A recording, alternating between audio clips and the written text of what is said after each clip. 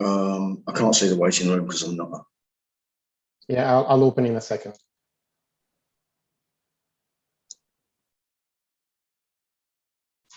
I'm just going to get you the link to this. Oh, we're already live, Luca, just so you know. Paulina's already streaming. I don't know if you're watching the stream. Okay.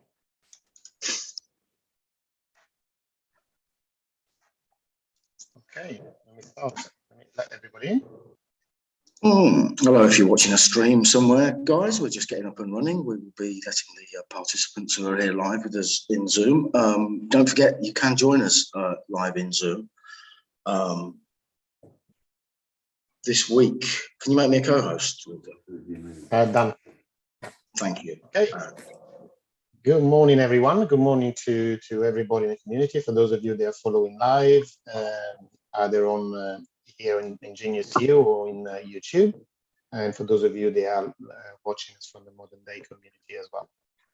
So, morning, Luca. Good morning, morning, Abby.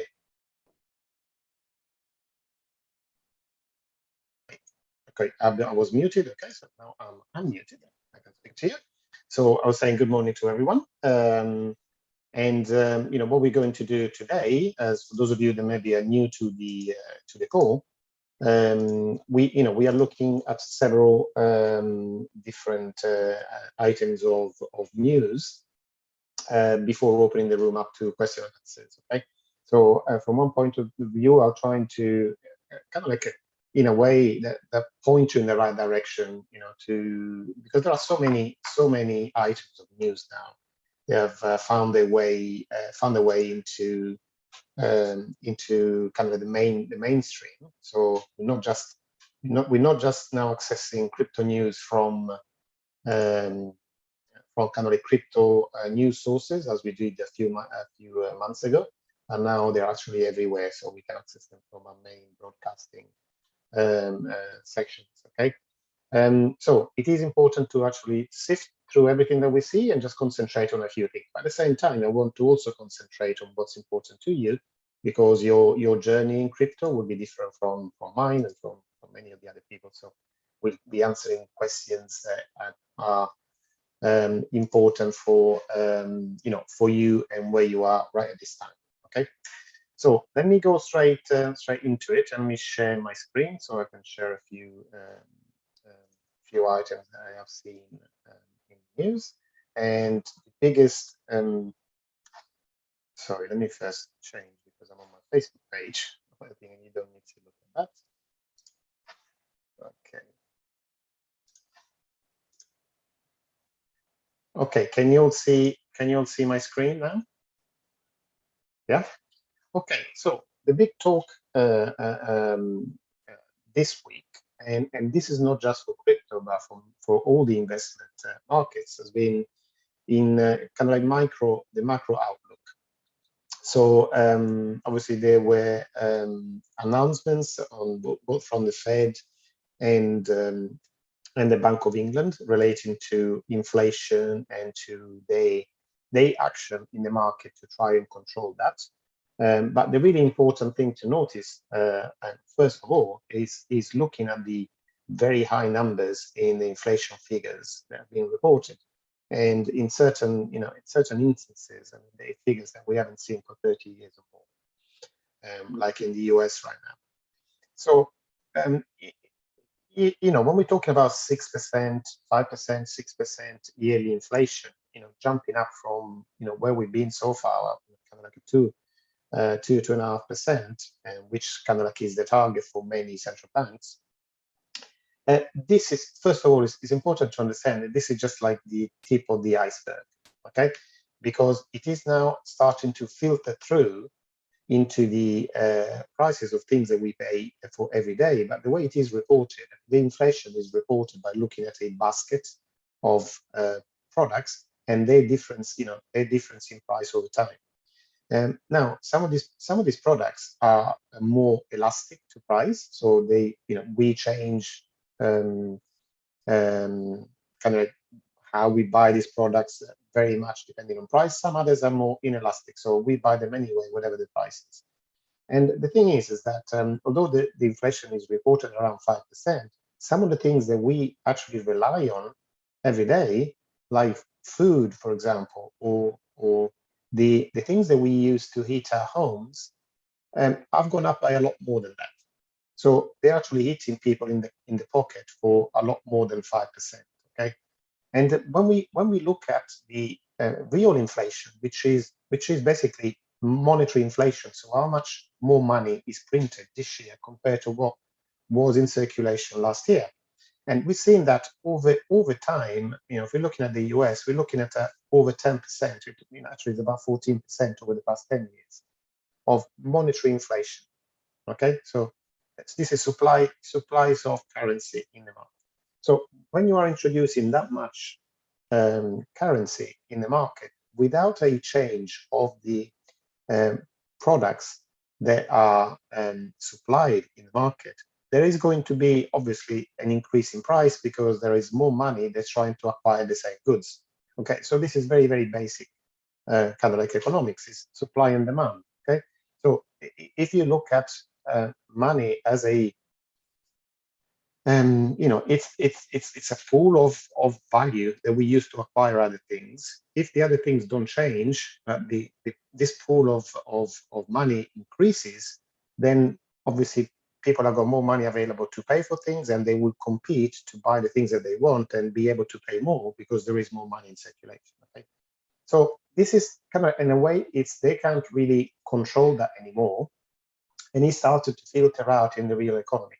So what the US has announced, this is kind of like an announcement that was waited for by the whole market, including the crypto markets, because announcement in raising interest rates are always taken kind of like negatively by the markets, because they, at the end of the day, they translate into higher costs for businesses. And as a lot of the value that is stored on markets depend on results, when you get a dividend from a company shares that you hold in a company, is because that company has done well throughout the year. Now, if they have to pay more money for their funding, so their profits are not going to be as much, and so it reflects into the stock price and so on. Okay, so what they have announced in the US, kind of like they're going to accelerate the taper, what they call all these, of the money printed, so to speak. So they're going to reduce that more quickly than they announced before. But they also announced that they're going to be like 3 interest rate rises next year. So that's what they are planning to do, to increase interest rates by 0.75% throughout 2022.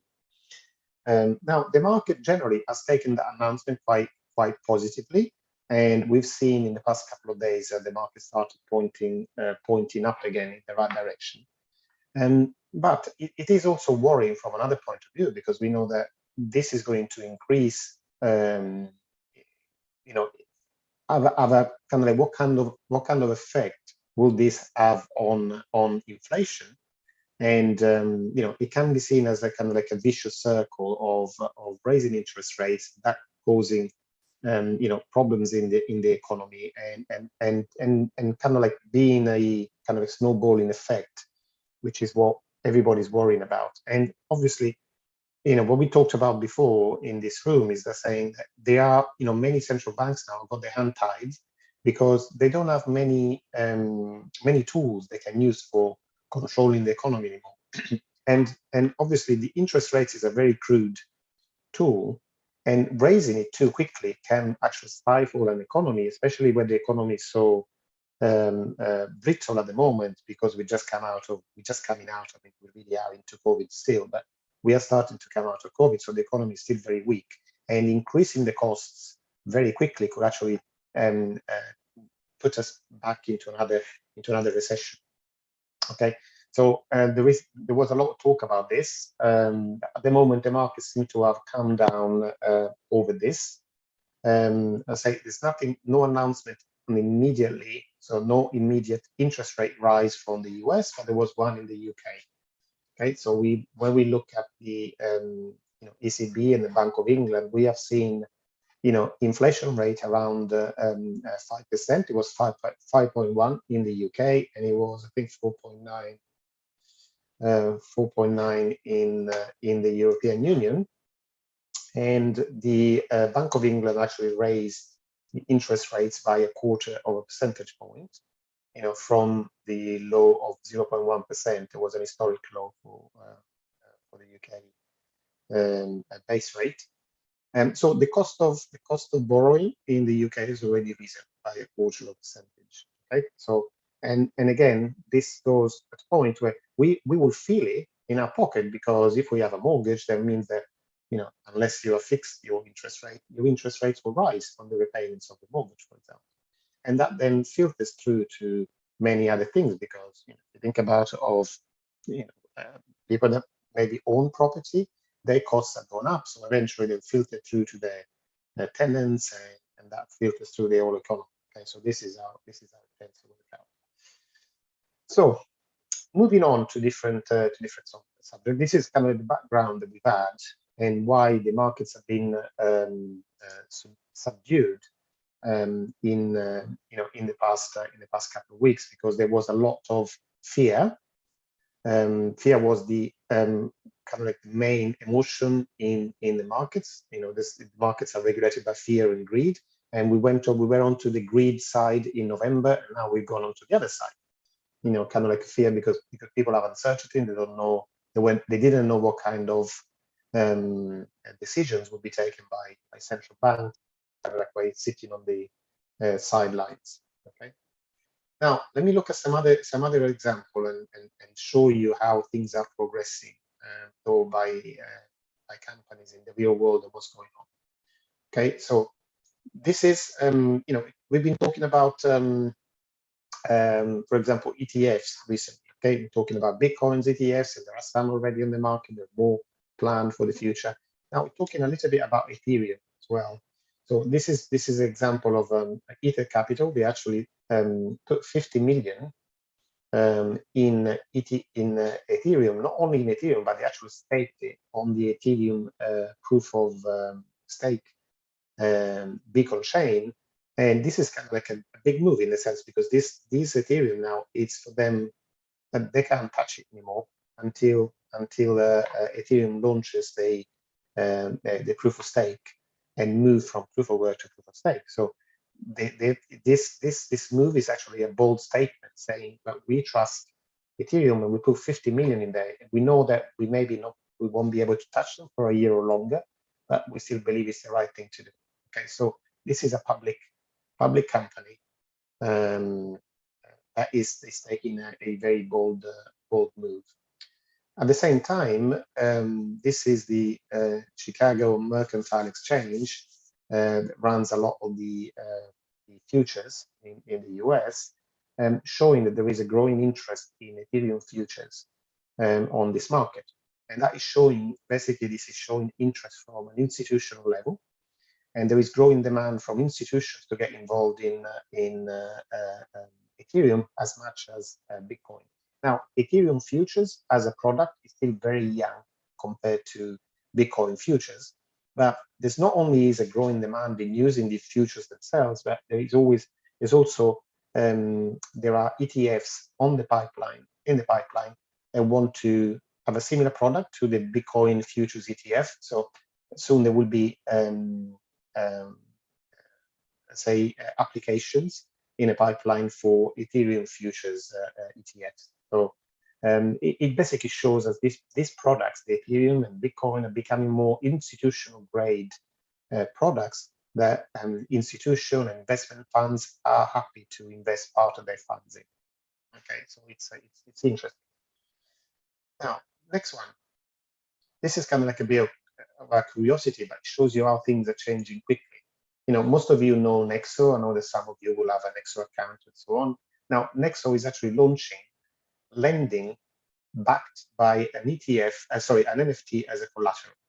Okay, so they will use, together with the 3 Arrows Capital, they will use their lending product, and you can deposit one of your NFTs as collateral for the money you borrow. And these are particular NFTs, so not everything. So we're talking about the Bored Apes and the CryptoPunks. So their NFTs are very, very expensive to buy, and they've got an established community behind it, what we call it kind of like floor price that can be relied upon. Okay, so they're not maybe as volatile as other NFTs. They are not as well known. But it's interesting to see there are these kind of new protocols, new ways of financial interactions that are starting to appear in the market. This is definitely one of them. Another innovation. This is a Swiss bank, Bank, launches a regulated gold token to enable digital ownership of physical gold. And this is something that could actually renew interest in gold itself, because one of the main criticism in a way of gold is that it is clunky, it is difficult to move as an asset, and it is also difficult to invest in. But this is a way that you can hold on tokens that basically are representative of your position of the gold that you own in a vault. And why it is interesting, because this could actually be used as a stable coin, because one of the criticisms as well of gold is that it's not easily divisible. Okay, but having an NFT, sorry, a token representing your gold position, this token can be split in 8 decimal points, so you can potentially pay for your coffee with 0.00001 bit of gold, let's say. So you can see that this is now it could actually be well received, because you're thinking actually you can hold gold or silver and actually use it as a mean of exchange, as going back to what we used to use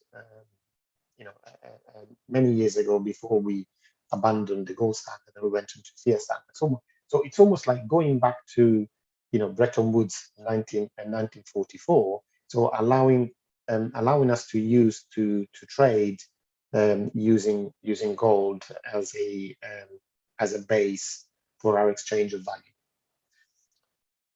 Okay, let's go move on.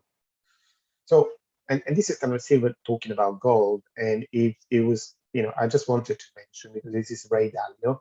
There was until a few months ago, he was a very strong critic of cryptocurrencies, and now he's one of those that is kind of cross the Rubicon, so to speak, and is now saying that the Bitcoin is the gold of the younger generation, or there was another one.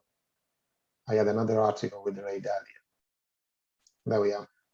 And then this again here is talking about crypto should be a part of the diversified portfolio. I mean, you would never have heard Ray Dalio say that in January.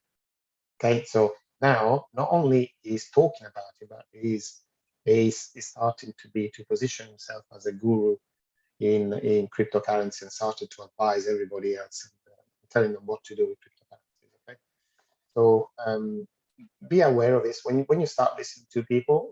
Just look at their track record as well, and that will give you a better idea as well of where they stand, because this is one of the biggest name in investing. Okay, so for somebody like him to start talking about Bitcoin and cryptocurrency, it's a really big step. It's a really big move, because he wouldn't do it unless he was sure of what he's talking about, because of his position as kind of like one of the leading faces in the investment industry. Okay, they manage a huge portfolio, Bridgewater Associates, and this is kind of like what this man says normally is reported everywhere in the world. Okay, in the world of investing. So yeah, take notice, please. Now on on a kind of like a different thing than what we talking about last week. We're talking about the metaverse. We're talking about Facebook. This is just talking about this particular project. It's called Rally. They hires one of Facebook's meta experts. It is talking also about how many people now, many experts, are actually leaving the Facebook project and going to competitors or setting up their own companies, and in a way kind of like voting with their own feet, So there aren't many good say good bits of news coming out of the Facebook camp relating to cryptocurrency. There are more negative, many negative things to report on than positive. Okay, so it makes you realize that it's what Facebook is trying to do is trying to use the centralized model in the cryptocurrency world, and in a way, for me, it's very reassuring to see that this is kind of like being rejected by the community, because the decentralization and the independence is very valued within the crypto community. Okay, and it's good to see that. I mean, I don't know what will happen in a year or two. I mean, Facebook has a huge number of users, measured in billions instead of millions. So we'll see next year. By this time next year, we'll see how successful they have been, in getting into the crypto market and the metaverse. But it is at the moment, just we report what we see. At the moment, there has been a very strong pushback from the crypto community. Okay, and this is why I've brought up this particular bit of news. What time is it? 8:20, so I've got a few more minutes to talk about. Okay. Now, another really interesting bit of news is this one. This is big news, by the way, guys. Okay.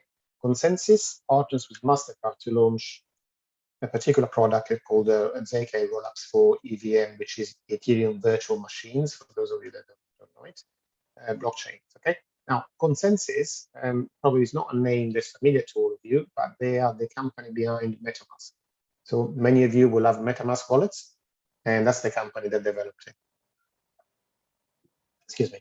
They also have a product for institutional investors as well, and they are very active in the blockchain industry. So they are developing in connection with MasterCard. So so again, as you say, there are now big names starting to get involved in this, and they have their own blockchain called Quorum, and they're going to give a possibility of 2D projects that interact with this new initiative to actually use the rollups directly on the Ethereum mainnet or on the Quorum network.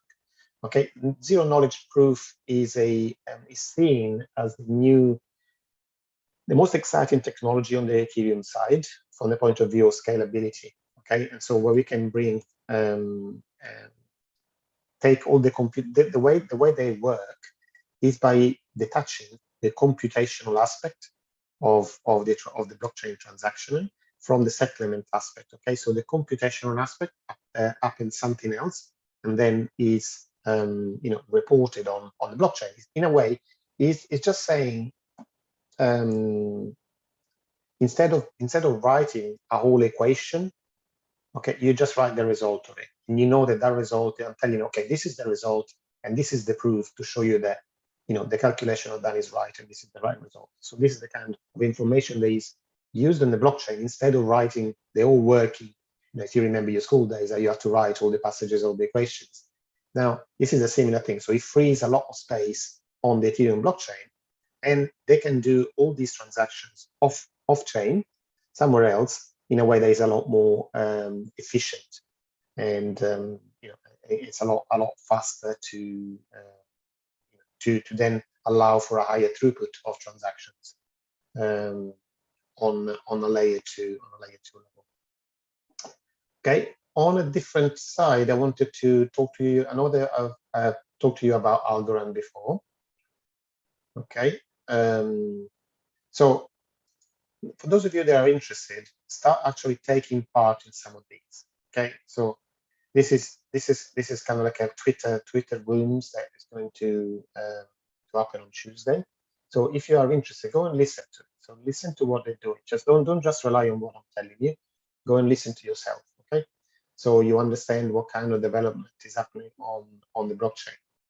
On the point of view of products that are released, this is one of the products that's being released on Algorand called AlgoSwap. And the exciting thing about this product is that it's embeddable. So for those of you that have businesses, they have for example, a website. This is, like I know that a lot of websites now are in WordPress. This is compatible with WordPress, for example. So there will be a widget that you can install on your own website. So you can have swaps. AlgoSwap and people can interact with it on your own website. So this is coming to a website near you. Okay, so it's it's becoming, this is the technology is becoming more and more interactive and becoming more easier as well to interact with, because it's not this particular product is not code heavy, so it will be very light to to embed and to use. And it is bringing what we were talking about for ages, of saying all we've seen so far is work on the infrastructure, but there's been very little work on the customer facing infrastructure. Okay, kind of like the front of what's it called, instead of the back office, on the front, the user interface. Okay, and these are the kind of products that are bringing crypto closer to us, because they make it easy to use. With a couple of taps, you can exchange your cryptos from a website that you already interacted with, because maybe otherwise you used to buy some things online, and you don't need to go into a completely different rabbit hole to use cryptocurrency wallets, and that you can do it directly from a place that's familiar to you. So I'll just bring a couple of things. Oh, this is another one I wanted to talk to you about. Okay, so HSBC and EBM successfully test blockchain-based Forex CBDC settlement capability. The reason why I mentioned that is because HSBC is one of the biggest critics of cryptocurrency. And in a way, so they're saying, well, you can do it. We want to allow you, to the point where, here in the UK, for example, they're even stopping people from the brokerage service investing in a MicroStrategy, for example. And MicroStrategy is a company that is quoted on the on the Nasdaq. So it's a publicly quoted company, and they're saying, well, we're not letting you invest in that because they're involved in that dirty thing called cryptocurrency. And then on the back end of that, you see them, they are behind the scene working blockchain to use this product themselves. So it's almost, in a way, why I bring some of these things to you, it's not because I'm looking at this bit of news and you can say, yeah, so what? So many other projects are, but you can see the mentality behind it, just saying, okay, this is stuff for big boys. We can play with this, but not you. Okay, and this is where going against what cryptocurrency really means, because cryptocurrency, we, the little guys all put together are stronger than the big guys. And this is the kind of the philosophy that underpins cryptocurrency. And I need you to really understand this, because then, when you start looking at projects, you will start seeing them under a different light. And how can you explain some of the projects that have been successful in cryptocurrencies? And I included that, Dogecoin and Shiba Inu and Floki Inu, whatever. And so all of these projects are strong because of the community behind it, not because of the actual. Some are strong because of the innovation they bring in and so on, but some others are simply because of the power of community, the power of many of us getting together and fighting, kind of a David against Goliath kind of battle. Okay, and this is the innovation that is coming from the blockchain and cryptocurrency world. That is kind of like the projects that are coming from the ground up rather than from the top down. Okay, and we can see that many of the projects they are trying to impose it from the top down, like Facebook, for example, are finding a lot of problems because people don't react well to that. Okay, so let me think, what else can I share with you?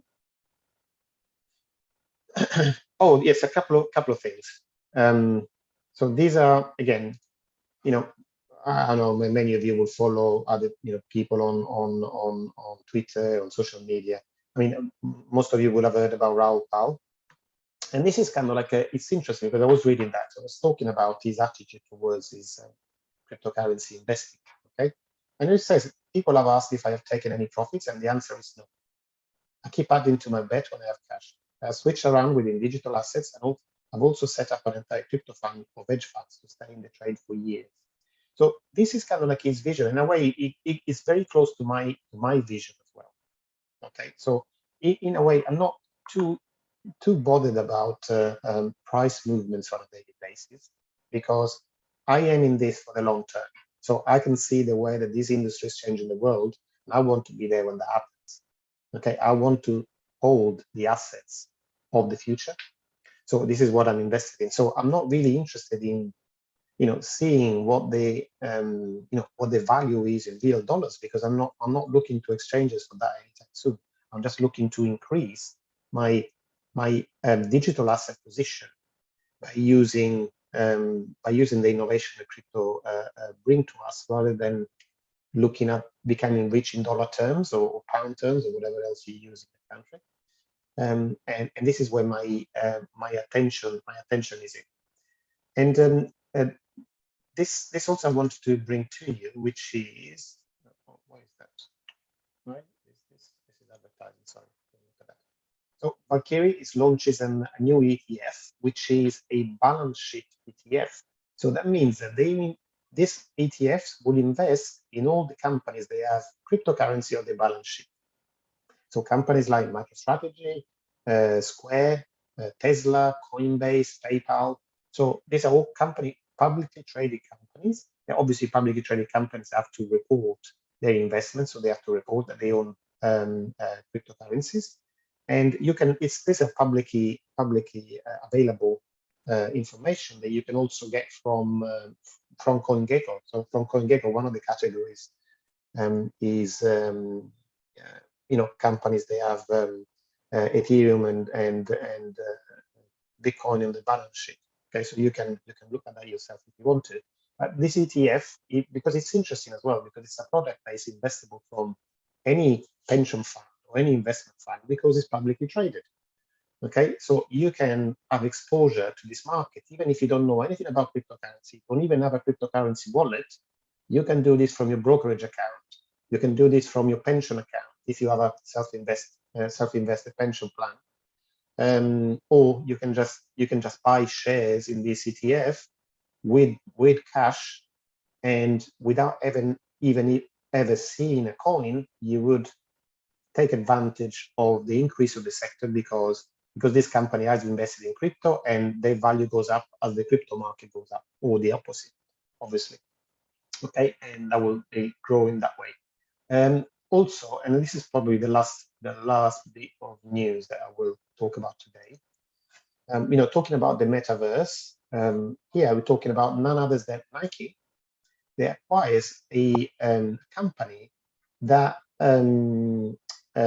produces wearables for digital assets. Okay, so the things that your what's it called? Your avatar can wear. So you can imagine, obviously, everybody is looking at the metaverse. What Nike wants to do, wants your digital version of yourself to wear Nike shoes and Nike clothing and so on. So their brand can be always in front of your eyes. Okay, this is how we talked about before. Is it last week or 2 weeks before? But talking to you about Gucci and other big brands. Well, Nike obviously doesn't want to be left behind. So nobody wants to be first, but absolutely nobody wants to be last. Okay, so you see now big names are moving into the metaverse, and this is why also investments in land in the metaverse has been so profitable, because let's say the Nike wants to put up a shop in Sandbox, they need a plot of land to build a shop on. Okay, so people that have bought land, have a valuable asset that other businesses may want to use to then sell their products if they want to be on Sandbox or whatever other metaverse they want to choose. Okay, so I think I've covered quite a variety of subjects today, so there should leave room for quite a few questions. So I suppose let's go into that. Stop sharing now, and let's go into the questions. Well, you'd be surprised. Abby's admitted to have a bit of brain freeze, but there seems to be a bit of a rash of brain freeze at the moment. I must admit mine's a bit frozen after all that information. It's always the way, isn't it? Eric's got a question, and also maybe a decent talking point. He's noticed that Cardano has been going down more than other coins lately. Does it matter? Is it still? Does that make it an even bigger reason to get involved in Cardano if you're not already? Or what? Come on, what are the thoughts around that? For me, does it matter? The answer is no. I mean, it does matter if you're interested in if you're on a short-term time frame that you want to gain and want to make money on the coins. Maybe it matters. I mean, for me, it doesn't matter at all, because look at the fundamentals, and there are many days where Cardano actually transacts more than Ethereum. I'm talking about activity on chain. So those are data, data that you can get and you can see, you can read. It's not what some YouTuber is putting out, or what people are pulling, kind of like are trying to promote because they want to make money. Now, there is the one thing that is obvious on Cardano, that there is a lot of hate in social media about it. Now, you can answer that yourself, okay, or why that is. I've come to my own conclusion. For me, is that a lot of projects are scared of what Cardano brings to the table. Okay, and if you think about it this way, okay, Cardano is already, the number, depending on the days, it can be sometimes the number 2, sometimes the number 3 blockchain in terms of transactions on the blockchain, and they still have not released their applications on chain. So this is already happening now, not in 3 months' time when you have hundreds of dApps on the Cardano blockchain, just right now, today. So what happens to the price? Obviously, the price is fickle, and will goes a lot by FOMO, and you'll see a lot more people buying Cardano at $2 than they will buy now. The same way as nobody was buying Bitcoin at 29,000. They waited, but everybody was buying at 55 or 60 because, oh gosh, Bitcoin is going up. We need to buy now, otherwise we're going to be left behind. At 30,000, when people were worrying, oh gosh, maybe Bitcoin will go down to 10, then nobody was buying that. So this is the thing that you got to keep an eye on, and to understand when you're investing what you're looking at. And what I always told you to say, be very careful of basing your investment decisions on price. Okay, and what I'm saying to you is, we're looking at new technology here. Look at Amazon. Amazon, before, it would be a fantastic investment if you bought it at the beginning, but how many of you will still hold Amazon after it lost 94% from its peak? And be honest here, would you or not? Or would you have sold it? So if you had sold it, then you would have lost the, I don't know how much has gone on since it's then, I think it's over 3,000%. You would have lost all of that. But if you have the idea of what's happening and what kind of innovation some of these projects are bringing, then you wouldn't be asking yourself this question, because I think, well, what happens today? It doesn't really matter. Cardano has gone up 700% on the year, even at this price as it is today. Okay, so you'd be hard, really, you find it hard to find a project that's gone up, a solid project that's gone up more than that in 2021. And obviously, there are examples of projects that have gone up, 30,000, 50,000%, and so on. But those are not really, they were not really main project that you would have invested in January, at least in big amounts. And so just ask yourself that, Bitcoin has gone up 60%. Cardano has gone up over 600, so 10 times more than Bitcoin. So is that a good return for 2021? And they still haven't got started. Okay, so that's my answer about Cardano. I'm not saying, you say, Cornelia, say, will Cardano eat Ethereum? She wants to know what Cardano is having for lunch. Yeah, no, exactly. But I'm not a big believer of one chain will dominate them all. Okay, I am a believer of the Internet of Blockchains. So there is space out there for everyone. Obviously, some blockchains will be more successful than others in certain fields. And I think this is where Cardano comes in. I think one of the strong selling points of Cardano would be the decentralized finance, because the security there is just not possible in certain things in Ethereum. But there is space for everybody out there, for Bitcoin, for Ethereum, for Cardano, for Solana, for any other project. So I'm not, there's also, if you look on social media, there's always talk about Ethereum killers. I don't think there's going to be an Ethereum killer, because Ethereum is still going to be there. So it's kind of like become, mainstream. And I think there'll be a difference of some products that become then controlled and owned by institutions, and other products that are smaller and more nimble, that can do more things, can move more quickly and react to the markets a lot more quickly than other projects are. Ethereum is a great project, but also it's very difficult to do anything on it. The same as it is difficult for Bitcoin to bring any innovation. Ethereum has been dealing with the move from proof of work to proof of stake for the past 2 years. And so it's not a network that would move very quickly or react really quickly to market, and that's why a lot of projects have taken market share from them this year. Okay. Before you pick the latest question off the list, there are a couple a little further up that we can come to first. On the grounds of fairness, in fact, if you get your question in early, we'll definitely answer it first, and maybe that's some motivation. So Archie wants to know, anyone here have a crypto.com Visa card, or maybe we could say any kind of crypto-based Visa, and she's curious in other people's views, so drop them into the chat. But what are your views on that, Luca? Is it time now to get involved, to get a Visa card somehow based on cryptos? Yeah, definitely. If you can get one, that gives you rewards in crypto, yes. I'd rather have that than get Sainsbury points or something like that. For spending your money. I'd rather have some hard cryptos in my wallet as a thank you. Yeah, if you can get them, I think a lot of them have been very hard to get hold of. I'm on the waiting list for a few of those crypto cards. I still haven't got one myself. But if you can get one, I don't see a downside to it. I mean, if you use credit cards, I wouldn't start using credit cards simply because you got a crypto card. But if you use cards for your shopping, then why not use one of those? Yeah, go for it, Archie. Definitely, this is my thing. Why not?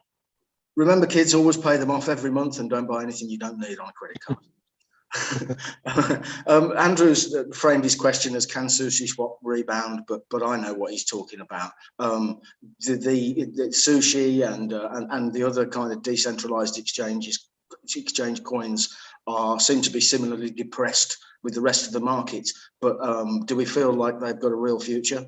I'll stick my neck on the block and say I certainly am betting on sushi swap myself. But yeah, I mean, sushi is one of the big projects, and also what you got to think about, Andrew, is that some of these projects have a large treasury that they haven't used yet. Uniswap, for example, the price of Uniswap has gone down a lot as well, but they are sitting on a treasure chest, and it's still to be determined how that will be used. So there is something else to consider apart from the price too.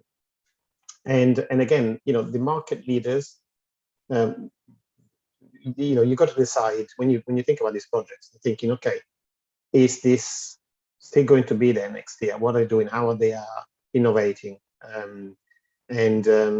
Or are there other projects that will take their place? So this is competition at the end of the day. But at the same time, what I see is that demand for decentralized exchanges is growing. Okay, so there are more transactions going through on Sushi and Uniswap than there ever were before. Even with the price of Ethereum being very high. So it's as I said, we don't really give advice on price here at all. Okay, this is not investment advice. But a lot these are kind of like big projects, and in a way, kind of betting on the big projects in general, whether they're Chainlink or whether they're Uniswap, is betting on the whole crypto market doing well. Okay, so you're not thinking about a project that can do something different and then all of a sudden grows by 20 times, because when it's known by everybody, these are kind of like the projects that do the hard work, the ones that pull the yoke. So if the if the crypto market does well, these projects will do well. The crypto market goes down, this project, the price on this project will go down as well. So that's my humble opinion. But it's got a really cool name as well. Sorry? I said it's got a really cool name as well, though. You know, I mean, Yeah, sushi's better exactly. than in anybody's book. Okay, so another question. It's about a specific coin, but I think it's an interesting piece of news that I've actually been reading. So if I read it, it must be interesting because I don't read that much. It's about XRP, and I also read, as Andrew raised, that they've had this ongoing court case, and it's looking likely that they're going to be hit with a heavy fine. So does that create a situation where after that they can go on and carry out all their plans that they keep telling everybody that they're still working on behind the scenes, or does it spell a great deal of danger and would be better off looking at other projects that aren't involved in court cases and fines? This is up to you, but for me, at the moment, Ripple is a little bit of a gamble because of that. So I personally have kept away from it. Also, because of the way that the actual Ripple was being run as well, it's not something that I would personally get involved in. But at the same time, I mean, Ripple has been carrying on doing deals all over Asia. It's just that they can't really do anything in the US at the moment until this is worked out. So I don't know if they will come to they settle out of court or what is going to happen. It seems to be almost, that some sort of fine would become payable, but I think the uncertainty is damaging them a lot more than the fine could ever do. So that's the thing that I'm saying. There are so many projects out there. You really need to be invested in one that has got an uncertainty that you cannot control anything about. Because you can't control what happens in the US courts, and you're just basically gambling and hoping that the result, once that is decided, then the price will go up. But you don't know how long that will last. You don't know, what the result would be. Yes, it could go times 4, but there are so many other projects that can do the same, and they haven't got that kind of issue holding them back. So I mean, that's me. It's up to you. What you invest in, it's your money. You decide what you want to invest in. But, it's kind of like an extra variable for me that you got no control over. So I'm generally I'm not just talking about Ripple, but companies that are going through that tend to really, or blockchain projects that are going through something like that, tend to stay away from. The same applies, for example, to Tether. Okay, there are big doubts about Tether, and although it's perfectly safe to use as a to transfer value, to go from one coin to another, I would not hold Tether on the long term, because you might get to a point in the next year or two where a Tether is not worth $1 but maybe worth 0.75 of a dollar, 0.8 of a dollar. So I don't want to be holding Tether when that happens, if that happens. And there is a possibility of that happening. Okay. So if there are other options out there, why wouldn't I use those? So if I, for example, the stable coins that I hold in my wallet, they're not in Tether, they're in USDC. That's a simple. There is another alternative that I'm more comfortable with. So the same with Ripple. Do you have to have Ripple in your wallet? It might go up 4 times, 10 times. Yes, it might. So would other projects that you invest in now as well could go up just as much, and not being relying on a court case.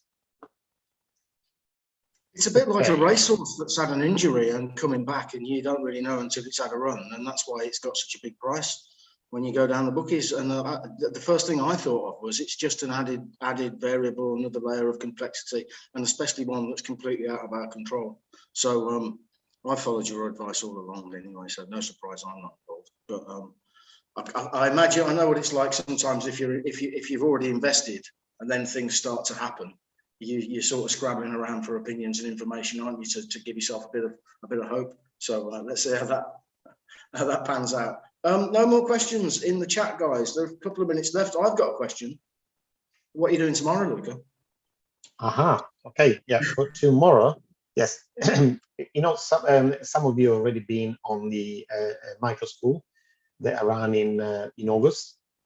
But tomorrow we're having a kind of like condensed version of that micro school, all in one day. Okay, so I'll be carrying the same content, which is aimed at getting people from beginners level, so they don't know anything about cryptocurrency whatsoever, and giving them enough information so they can get started and take the first step into cryptocurrency. So how to set up their accounts, how to use an exchange to buy and sell and transfer coins, how to stake your coins, how to store them, how to plan your profits, how to value projects. So we will be live tomorrow from 5 a.m. in the UK till about 11. So it's about 6 hours. We're going to cover all of this, and this event is free for the people that are already part of my community, and also free for the people that are signed up for the International Academy of Wealth with Mark Robinson. And for anybody else, Duncan, I mean, you can put the link if you want. The cost for the event is $270. But again, as I say, there is a large community as well that has free access to it if you want to take part. Now, obviously, for those of you that already have taken part into the micro school, it's going to be pretty much a similar content. But if you're not comfortable, there are things that you want to refresh on, then please come along tomorrow. I will sending an email out with the link and with the coupon, so you can get it for free. And yeah, please come along if you feel that you still need a little bit of help in setting up. We can get you going. If you're completely new and you want to get going in cryptocurrency, then this is what I'm aiming to do, because guys, there is no time to waste. Okay, so any hesitation that you have in getting involved in this, you pay for in the long term. Okay, and this has already been seen by a lot of people that were sitting on the sidelines at the beginning of the year, and they wish they had got in then. Okay, so it will be a similar situation from now until the end of 2022. Okay, and if it's not, by the way, if it's not with me and you do it with somebody else, then it doesn't really matter. Just do it with whatever you feel comfortable with. But do get involved. Start taking action now, because often the most difficult thing is taking that first step. Okay, and if I can help you with that, and I can get you to to even buy a little bit of Bitcoin or whatever, then I would have been successful, and I would have got you in kind of like crossing that river, so you can get to the other side and see what it's like, what the grass is like on the other side. Okay, but once you start, I guarantee that you will then do more and more on the crypto side. Just to add to that, not to be all about business, but if you're thinking about attending the crash course, or you might think that you've got somebody in your circle, friends, family, etc., who would benefit from it. Of course, we're all around the world, and somebody raised the issue. Oh, it starts at 5 a.m. in the UK. If we don't start it at 5 a.m. in the UK, then people in Australia are going to be up all night, and at the end of the day, it can't suit everybody perfectly. Anything in the morning doesn't suit me. But I just wanted to make the point that, of course, you will get the full suite of recordings. Because it's 6 hours, there's a lot to take in as well. It's not like we're going to be sitting there scribbling down notes for 6 hours. So you will need the recording. So even if you can't make the full 6 hours, or if that time is inconvenient for you anyway, consider it, because you'll need to refer to the recordings anyway. And finally, my little pitch is that it's $270. It's obviously great value for something like that. What we will be doing straight away afterwards is taking those recordings and rebuilding, updating, and improving Luca's micro course on GeniusU, and then that, of course, will be $470. So you can buy the same thing later. It's not Last Chance Saloon but it's going to be quite a bit more economical for you to get involved now. And as Luca's always saying, the sooner you get involved, the better it is for you. Anyway, there's my bit.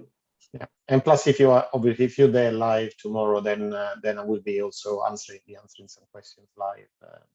Although will be very compact as an event, so there is a lot of content to go through, and there will be some room for questions as well during the day. And sometimes these questions don't come up until you see the content. Okay. So the other thing I was going to say is that it won't apply to you if you're part of one of the paid communities, whether it's over on Mark's side or Luca's side. But if you do, you wanted to treat somebody to this and they're new to us, or indeed if you're on the call now and you're not part of one of the paid communities, off the back of this, we are going to be launching Luca's brand new Crypto Gem community, which is going to be running throughout next year. It's kind of an entry level, very, very supportive starter community. I think it's only going to be about $27 a month for anybody who's already kind of involved with us. But if you do purchase and join us on the Crypto Crash Course tomorrow, you will get 6 months of your first 12 months on that free of charge. So there's loads of incentives, and also without bombarding you and making it a bit too much.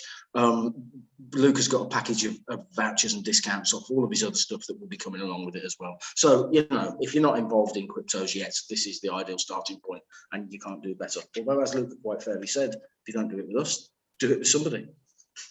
And Duncan, could I send everybody to you if you have questions, if you want to join any of the program? Is that absolutely fair? Yes, absolutely. That's what I'm here for, guys. So I'm just dropping the links in. And also I'm giving somebody the code. So if you haven't got your free code, if you're part of the community, then obviously contact me, duncan@geniusu.com, even though you will be getting an email about it shortly. And if you want more information about joining the crash course, you want to go for it, or anything else, I'm absolutely available all of the rest of today and most of the night as well. So please do just get in touch with me. I'm dropping my email address in here. You can find me on GeniusU. And also one thing, I mean, for those of you, I know there will be some on the call, they are part of Mark Robinson's community in the IAW. So if you want to get in and you don't have your access code, then just send them a message, and they will send you the coupon code that you can use for getting the entry for free. Marvelous. So we got another couple of minutes to go before we close the room. Is there any questions that you can ask at the last minute? It doesn't have to be related to what I'm doing tomorrow, but generally. Yeah, please. Questions I haven't answered so far. Get it in there. Of course, Eric has a question. How does one become a member? Eric, say no more. I will certainly. Yeah, I will. You don't have to. I'll talk to you. I'm just making a note. I will drop you a quick email after the call just to tell you what the options are and how you can get involved. It's a great time. I'm just thinking of stuff now that's coming into my head. But of course, as we've said, you get the crash course for absolutely free if you join one of Luca's communities. So there's still time to do that if you haven't already. So yeah, do it the other way around by all means if you wish. I'll get all the information out to you, Eric, and anybody else who wants it. Please do just let me know either here now or drop me an email, and I'll come straight back to you with all the options. And if I sound a bit salesy, it's because I've been involved from the start. I don't run around being salesy about all the different partner products and all the GU products. I never even get into it. But it's because I've been around from the start, and it's done the trick for me. So, for whatever my testimonial's worth, there it is. You also know another thing is that I'm not normally salesy. I mean, I do these events because I really want to get people, to understand more this space. So I mean, the actual event that I'm doing on Saturday, it was more kind of like driven by current events, because prices have been going up, very steeply in cryptocurrency throughout 2021, and they will carry on going up, at least let's see, for the short term, foreseeable future, until we hit the top of this current cycle. But there is also an opportunity right now to actually buy coins at a price that has not been available for a few months.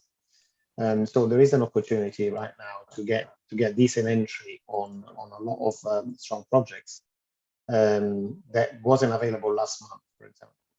Okay, so if I can get you go just pop the question buy stuff into the right now, chat, then it would be good.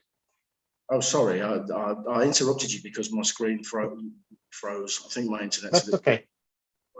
The question from Andrew was not really for you; it was for the room. Can you use Genie Coin to pay for the crash course? The answer is yes. You can use Genie Coin to pay for 50% of the crash course. So if you were given some Genie Coin as part of a GU program that you bought over the last year or so, or if you're a member of the Trusted Buyers Club, you can absolutely use your Genie Coins for to cover 50% of the cost. Thank you, Andrew. I forgot to mention that. Is there still an option to ask questions? If so, was there already a question on how to know if we're in a bull or a bear market? Well, that's a nice question. It's coming privately from somebody who I think is a new attendee of Crypto Hour. So maybe rather than telling us how to know, Luca, you've probably got a better way of explaining that, haven't you?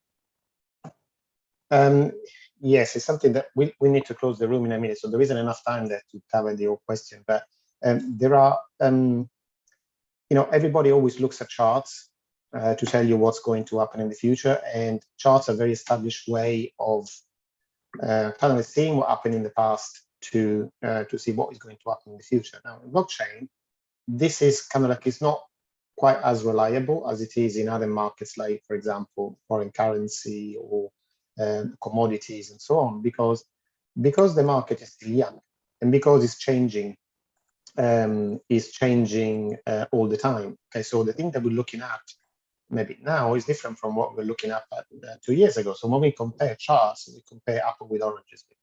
So in blockchain, there's a lot of time is given to studying what actually happens on the blockchain. Okay, so on-chain metrics. And this is kind of the kind of metrics that are really more important when judging where we are in a bull cycle, because we can see what the attitude is of the buyers, and especially with with some chains, we can see the age of the coins that are being spent, so we know exactly if these coins are coming from a big investor, from a small investor, from somebody that bought the coins 5 years ago, somebody that bought them yesterday.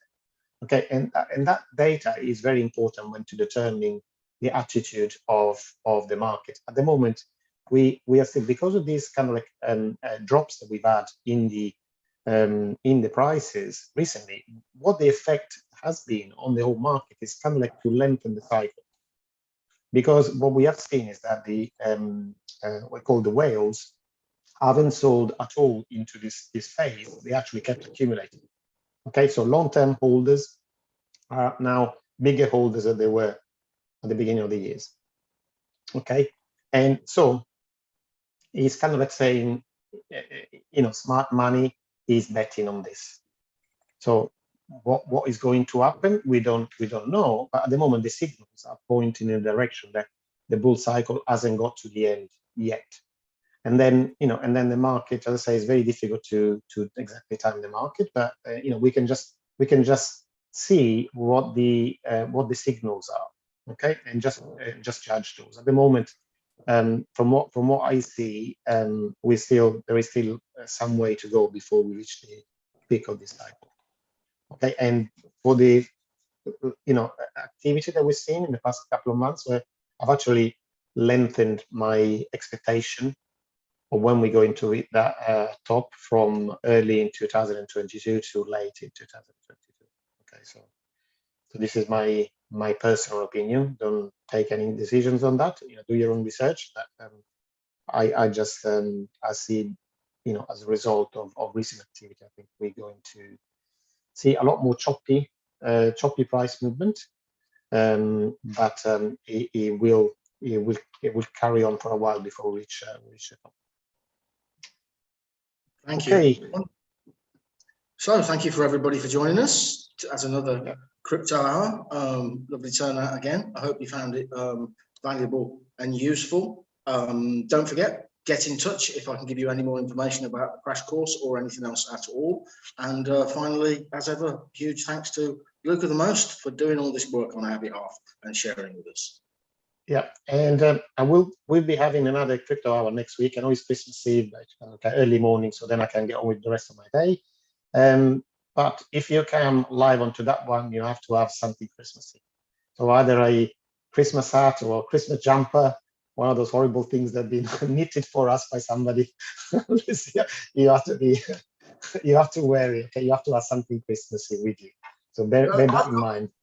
I've got my multi-gym and I only use it one day a year, so maybe I'll use it Christmas Day or on Crypto Hour, and that can be my Christmassy thing. Yeah, maybe you can put a bow on it, Duncan.